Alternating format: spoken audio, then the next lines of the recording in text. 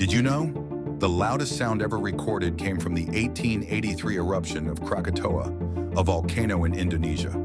The explosion was so powerful it was heard over 3,000 miles away. Imagine sound waves so intense, they circled the globe not once, but 4 times.